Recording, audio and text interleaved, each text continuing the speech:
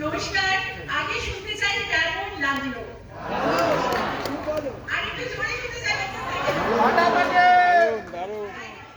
Thank you. আর অবশ্যই প্রত্যেকটা চরিত্রকে অরিন্দম একদম দুর্দান্ত রূপ দিয়েছে এবং অভিনয়ের বোধহয় সবাই লিখছেন যে এটা একটা মাস্টার ক্লাস।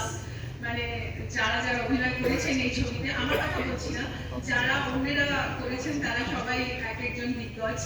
তো এই ছবিটাই আমাদের কাছে একটা বড় চ্যালেঞ্জ ছিল এবং চ্যালেঞ্জের মুখোমুখি হতে সবসময় আমি রেডি থাকি, কারণ এত বছর ধরে আপনাদের সামনে বিভিন্ন বিভিন্ন রূপে আমি নিজেকে আনছি। সেই জন্য আমি কখনোই আমার অডিয়েন্সের সাথে কোনোদিন রাজনীতি করতে পারি না। আমার সমস্তটা 100% আমি প্রত্যেকটা ছবিতে দেওয়ার চেষ্টা করি। আর এই ডিরেক্টরের জন্য একটা খুব জোরে হাততালি হোক।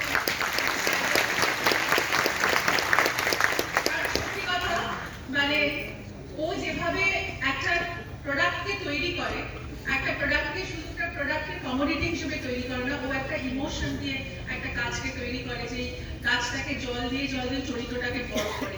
এবং আমি মৌসুমী সেনের বিষয়ে সেটা বলতে পারি যে মৌসুমী সেনকে ও ঋতুপর্ণাকে একেবারে ভেঙে চুড়ে একটা মৌসুমী সেন বানিয়েছে। সত্যি মৌসুমী সেন কিরকম, মৌসুমী সেন কেমন ছিল, মনীষা মুখার্জি কেমন ছিল, যে নভেলটা দীপাঙ্কিতা রায়ের লেখা, আমার খুব একটা ধারণা ছিল না।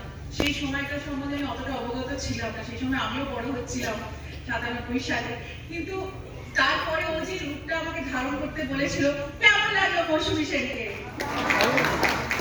Thank you.